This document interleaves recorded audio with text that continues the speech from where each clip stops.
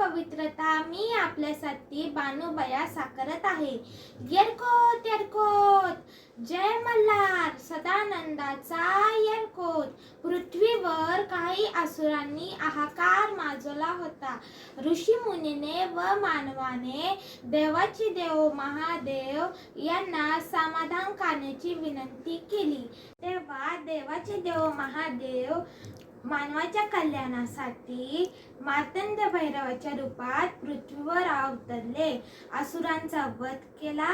देवाचे मार्तंड झाले. पुढे काही दिवसात त्यांचा राज्याभिषेक झाला. ते विद्वान व कर्तबगार राजा ठरले. जेजुरीगड त्यांची राजधानी. जेजुरीगडावरून ते आपला राज्यकारभार पाहू लागले. महादेवाच्या अर्धांगिनी पार्वती यांचा जन्म नेवाशामधील भीमाशेठ यांच्या घरी झाला.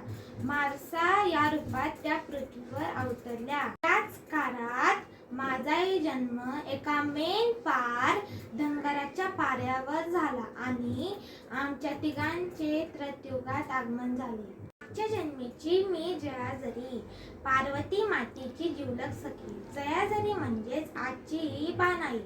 मी महादेवाची मनोभावे पूजा करायचे. मी महादेवाची विलक्षण मती जाणून होते.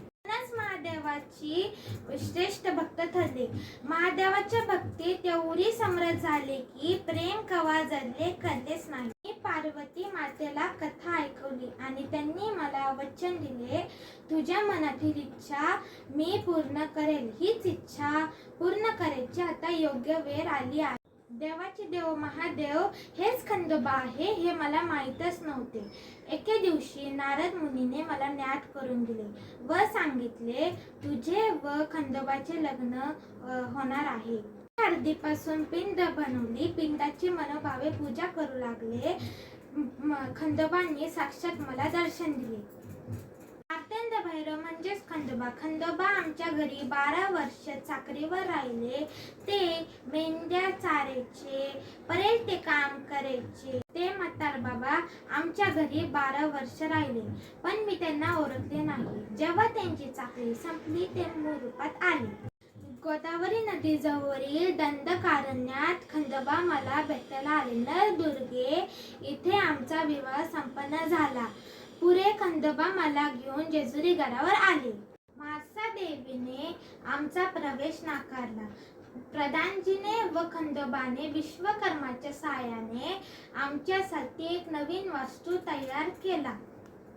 तेव्हा आमचा नववधूवरांचा गृहप्रवेश झाला. तुम्हाला जर माझा व्हिडिओ आवडला असेल तर त्याला लाईक करा, शेअर करा आणि